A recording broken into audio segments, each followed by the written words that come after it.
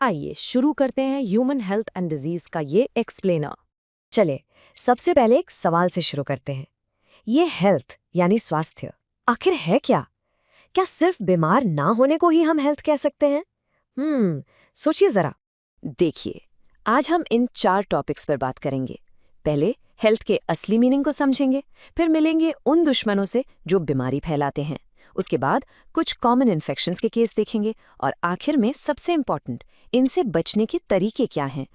तो चलिए शुरू करते हैं हमारे पहले सेक्शन से। हेल्थ का मतलब बीमारी से कहीं बढ़कर है। आइए इसकी रियल मीनिंग को समझें। पता है, बहुत पहले लोग सोचते थे कि हेल्थ शरीर के अंदर कुछ ह्यूमर्स या फ्लूइड्स के बैलेंस पर डिपेंड करती है। इसे गुड ह्यूमर हाइपोथेसिस कहते थे। सोच ये थी कि ब्लैक बाइल वाले लोगों को बुखार रहता है। लेकिन फिर आए विलियम हार्वे। उन्होंने ब्लड सर्कुलेशन की डिस्कवरी की और एक्सपेरिमेंटल मेथड से इस पुरानी सोच को गलत साबित कर दिया। आज हम जानते हैं कि हमारी हेल्थ हमारे इम्यून, न्यूरल और एंडोक्राइन सिस्टम से जुड़ी हुई है। तो असली डेफिनेशन क्या है? हेल्थ का मतलब सिर्फ एब्सेंस ऑफ डिजीज या फिजिकल फिटनेस नहीं है।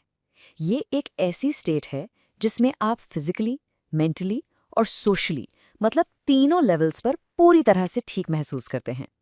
जब ये तीनों चीजें बैलेंस में हो, तभी आप ट्रूली हेल्दी हैं। अच्छा, तो हमारी हेल्थ को आखिर अफेक्ट क्या करता है? मोटे तौर पर 3 चीजें हैं। पहला, जेनेटिक डिसऑर्डर्स, यानी वो बीमारियां जो हमें अपने पेरेंट्स से मिलती हैं।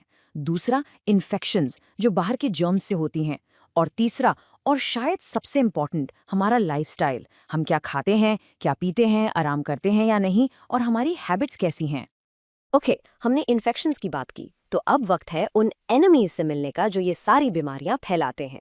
इन्हें हम कहते हैं पैथोजेंस। तो ये पैथोजेंस हैं क्या? सिंपल भाषा में ये वो डिजीज कॉजिंग ऑर्गेनिजम्स हैं जो बिन बुलाए मेहमान की तरह हमारी बॉडी में घुस जाते हैं। वहाँ ये अपनी आर्मी बढ़ाते हैं, यानी मल्टीप्लाई करते हैं, और हमारे नॉर्मल बॉडी फंक्शंस के साथ छेड़छाड़ करके हमें बीमार कर देते हैं। और ये दुश्मन कई रूप में आते हैं। इनके मेन ग्रुप्स हैं बैक्टीरिया, वायरसेस, फंगी, प्रोटोजोएंस और हेलमेंट्स यानी पैरासाइटिक वर्म्स। इनकी पूरी एक फौज है। अब इन पैथोजेंस को अच्छे से समझने के लिए चलिए कुछ जानी मानी बीमारियों की केस फाइल्स देखते हैं। थोड़ा प्रैक्टिकल हो जाते हैं। सबसे पहले केस फाइल नंबर 1, टाइफॉइड। ये एक बहुत ही कॉमन बैक्टीरियल डिजीज है। इसका विलन है एक बैक्टीरियम जिसका नाम है सैल्मोनेला टाइफी। ये हमारे शरीर में गंदे खाने या पानी से एंटर करता है। इसका सबसे बड़ा सिम्टम है लगातार तेज बुखार, 39 to 40 डिग्री सेल्सियस तक। और इसको कंफर्म करने के लिए एक स्पेशल टेस्ट होता है जिसे विडल टेस्ट कहते हैं। इससे जुड़ी एक बहुत ही फेमस कहानी है टाइफॉइड मेरी की। मेरी मैलन एक कुक थी और वो अनजाने में एक टाइफॉइड कैरियर बन गई थी। वो सालों तक अपने हाथ से बनाए खाने के जरिए लोगों में टाइफॉइड फैलाती रही। सोचो, ये केस हमें याद दिलाता है कि फूड सेफ्टी कितनी जरूरी है। ओके, अगला केस। ये एक ऐसी बीमारी है जिससे हम सब वाकिफ हैं, सर्दी जुकाम, यानी द कॉमन कोल्ड। सबसे कॉमन वायरल डिजीज है ये। इसके पीछे है राइनोवायरसेस। अब एक इंटरेस्टिंग बात, ये वायरस सिर्फ हमारी नाक और सांस की नली को इन्फेक्ट करते हैं, लंग्स तक नहीं पहुंचते। और फैलते कैसे हैं? जब कोई छींकता या खांसता है तो ड्रॉपलेट्स हवा में आ जाते हैं। ये यूजुअली 3 से 7 दिन में ठीक हो जाता है। चलिए अब एक थोड़ी सीरियस बीमारी की बात करते हैं। Case file number 3, malaria. ये एक प्रोटोजोन डिजीज है जिससे इंसान हजारों सालों से लड़ रहा है। इसकी लाइफ साइकिल थोड़ी कॉम्प्लेक्स है। कहानी शुरू होती है जब एक इन्फेक्टेड फीमेल एनोफिलीज मच्छर आपको काटता है। काटने पर वो स्पोरोजोएट्स नाम का पैरासाइट आपकी बॉडी में डाल देता है। ये पैरासाइट सीधा लिवर जाकर मल्टीप्लाई होता है और फिर वहां से निकलकर रेड ब्लड सेल्स पर अटैक करता है। जब ये आरबीसीज को तोड़ता है तो एक टॉक्सिन निकलता है जिसका नाम है हीमोजोइन, और इसी टॉक्सिन की वजह से वो कपकपी वाली ठंड लगती है और एकदम से तेज बुखार आ जाता है।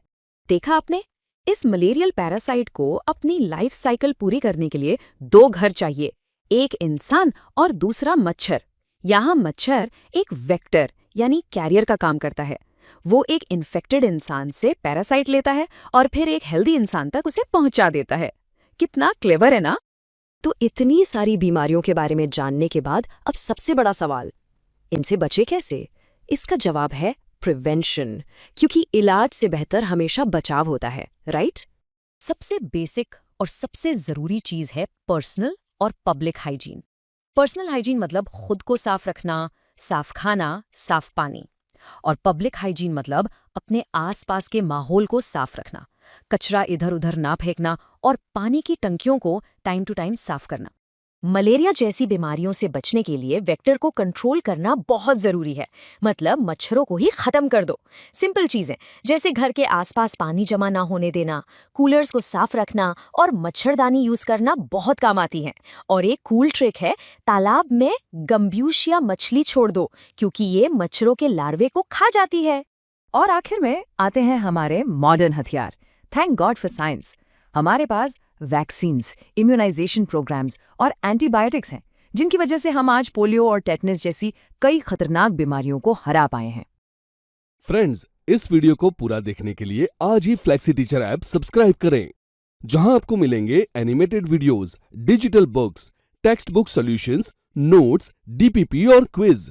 और हाँ, flexi teacher app mobile, TV और कंप्यूटर पर अवेलेबल है।